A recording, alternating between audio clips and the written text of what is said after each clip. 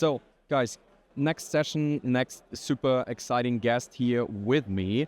I'm super happy to introduce you to Lorenzo. Lorenzo, welcome to the Staking Summit. Great to have you here. Thank you very much.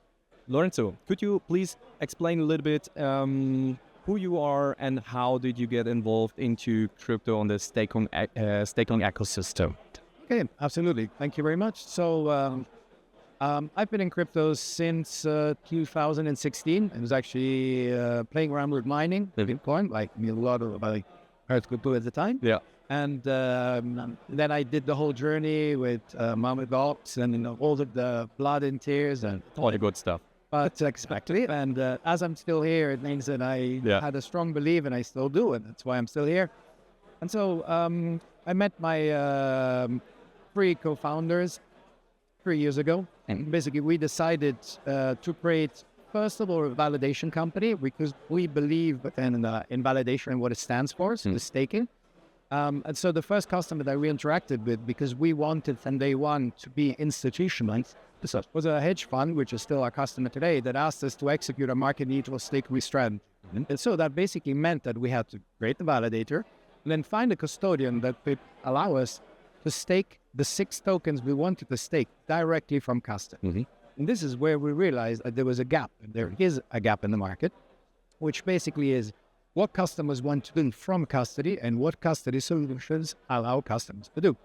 So, as you know, all the good stories go, we actually created a platform for ourselves, first of all, and then we realized this is actually a product.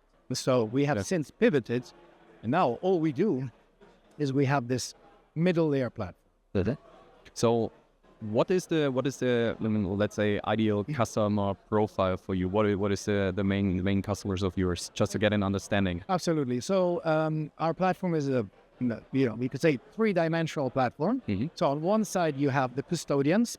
Custodians to us is anybody that is using a custody solution to custody their assets. So custody solutions for me is Fireblocks, Ledger Enterprise, NES, all of these software solutions that are used by custodians, but also by exchanges, asset managers, SEs, family offices, because they have regulatory constraints that force them to use these solutions. This is one side. On the other side, you have validators, and these validators want to receive delegations from these custodians.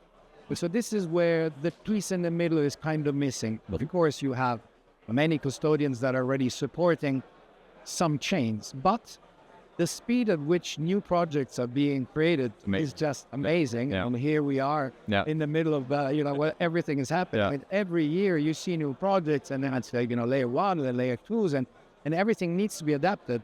Now, when these institutions need to interact, they require something in the middle. And so our 2-sided marketplace, basically on the one side, the custodians, and on the other side, the validators, enable these non-standard transactions.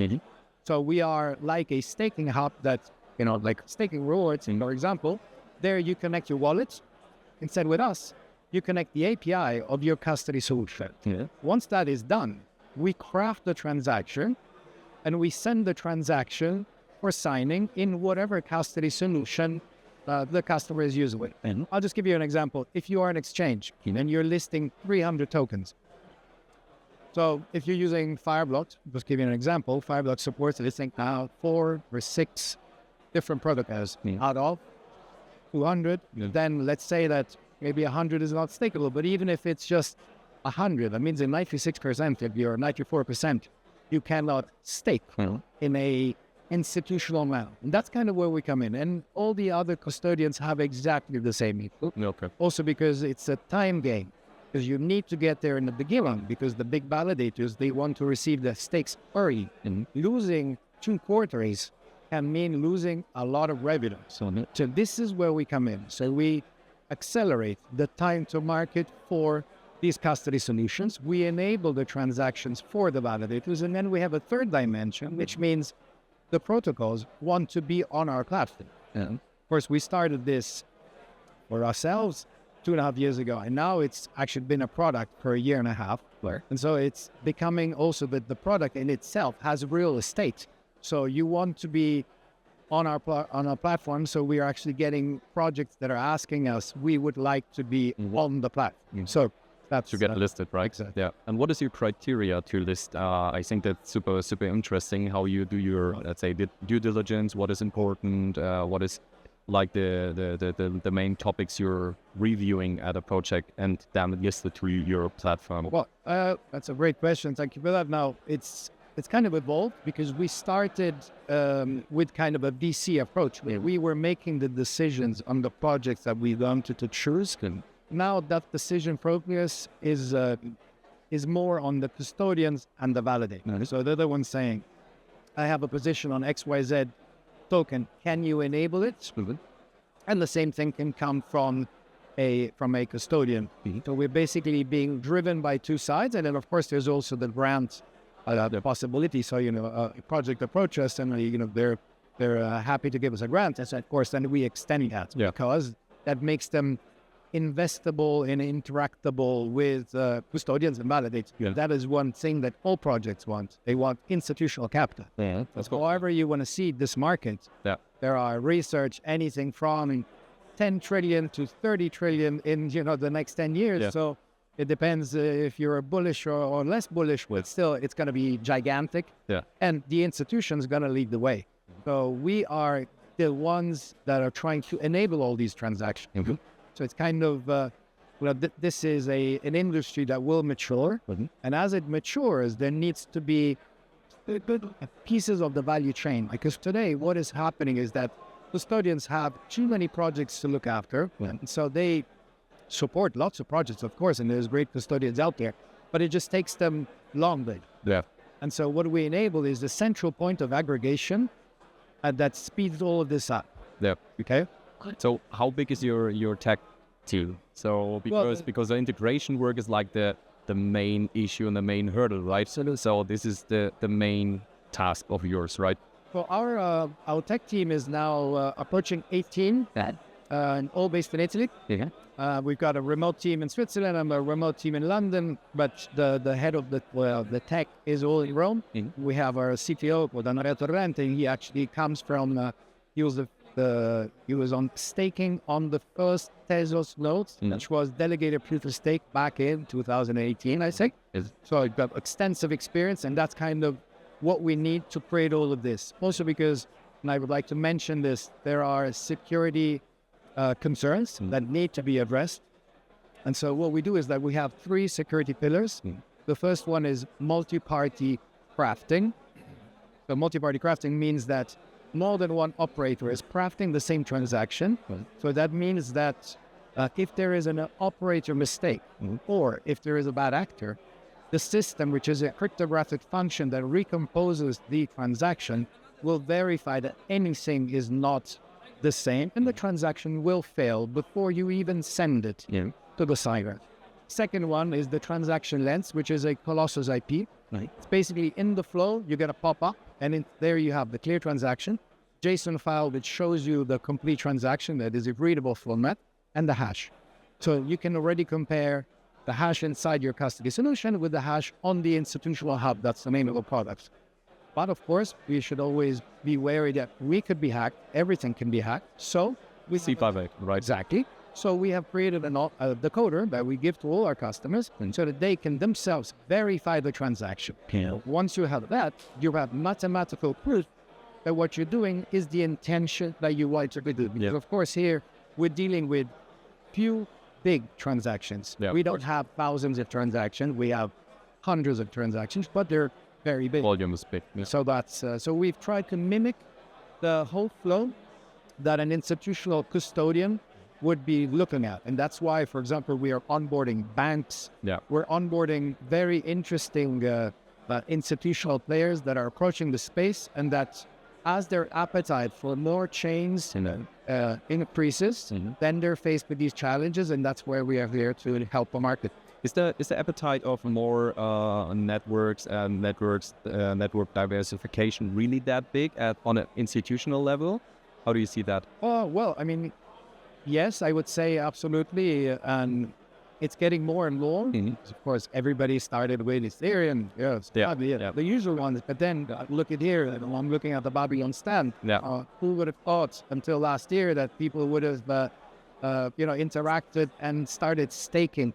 Here, of course, you have the first issue. Babylon uses a sign-in curve, which is called Schnell, one of the many because they use more than one, which is not supported by a lot of custody solutions out there. So that, again, is a challenge, and that users that are holding those assets in an institutional way are forced to either move them from one solution to another. I think that is like choosing a different bank. So it's a big decision that needs to be made. And so we're there to help. And is that something that you already support, BTC staking? Yes, absolutely. Okay. We were the first ones to support Babylon directly from a custody solution called DFNS, because they have that signing curve. They are one of our partners, great company, and we basically work with them to increase the support for niche chains. Okay, that's super great. And I had Fisher some minutes ago here. It's a super exciting topic, and he told me that they got in 2 weeks 5 billion TBL. So massive. So the market has the demand to such a product, right? How do you see the institutional adoption? Because I had Alex from P2P here, and we were talking about that, and he told me, so it would be great if it is more. Now, what you're telling me, so you're the missing piece in bringing these things together. So what do you see over the next, let's say, 2 years, how the adoption will go on or continue? So... Well, actually, funny you should mention Alex also, because Alex is the first company, P2P is the first company that signed the contract with us. So they subscribe to the vision. And so we're enabling the unlocking of institutional capital to flow to one of our customers, P2P. The way that I see the market going is I am very much convinced that the market is growing significantly, also because we just discussed Bitcoin. Bitcoin up to now has just been standing still in some custody solution, remote somewhere. All of a sudden, you can make it move. That's one thing. Then you have Ethereum that up to now was just standard staking. And now you have people doing different things like DVT, distributed validated technology. One of the things that we enable and the institutional hub is interaction of SSV directly from custody. Same thing will be done also in Hubble. And as we're staking, and so more as the information about these projects goes out to the institutional world and the analysis are being done by these entities, there is appetite, and appetite is coming. As you move down the stack, then it's not even down. Solana, Cosmos, parity chains, all of those, there is more and more interest. When we find that very interesting, very exciting, seeing how fast the market is building. So to wrap it up, what would you recommend to institutional players out there? I guess there's also a bigger lack of education, maybe. So what would be your, let's say, advice to them, what they should do to start, let's say, their journey into digital assets and staking? I think that the message I would like to give to all the institutions is that they should be experimenting, trying out new systems, because one thing is, of course, doing the educational journey is, of course, important, but that is something that needs to be done full stop. But then it's taking that one step further in playing around with these protocols, because there's a lot of nuances and you need to know what to expect. And that's kind of the thing when we say everybody says verify, don't trust. That's only one part. But you can only verify if you know what the outcome is supposed to be. Otherwise, it's pretty complicated to verify if you don't know what you're doing.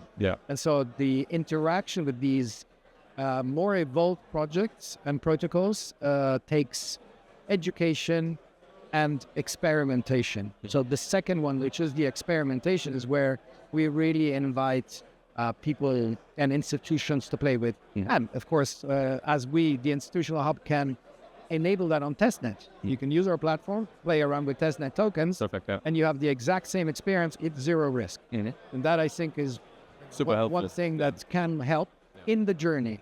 Because then those institutions are going to have to explain to their customers or to the institutions or to the regulators what they're about to do. But of course, this is a highly regulated industry. And I would say, luckily so. Because now that it is regulated, it means that institutions are ready to come big time. Before, it was a bit complicated, a lot of gray areas, things that you don't know. And now I think we're ready. There is nothing blocking it anymore. So we're ready to go. Perfect. This sounds seatbelts like, up. Yeah, perfect. Sounds like the rocket is starting pretty soon, hopefully. Cool. Thanks for being here with us, Lorenzo, from Colossus Digital. Is there anything you want to share with the audience where they can find more information about you, maybe to follow you, anything you would like to share? Absolutely. Well, so I invite you all to visit our website, colossus.digital, and to hit us up. We're available on all channels, so we're pretty... We've been doing a lot of also educational content, so I look forward to having meaningful conversations like the ones that we do at Staking Summit every year. Perfect. So what is your highlight? Is there anything you can mention so far from Staking Summit 2025? Well, I mean, I see that the conversation is moving more and more towards institutions. So in the last, this is the third year I've been at the Staking Summit. I've seen more and more projects that define themselves as institutional. And, even the people that you start meeting here, you start meeting banks, you start meeting financial institutions. So it is very interesting. Regulators, also because those are bits and pieces of the value chain that need to all sync. Otherwise, we don't have a market. Yeah. So it seems like it's moving into the right direction, right? Oh, absolutely. Perfect. With that said, thank you so much for being here, and enjoy Staking Summit 2025. Thank you very much, and see you next year.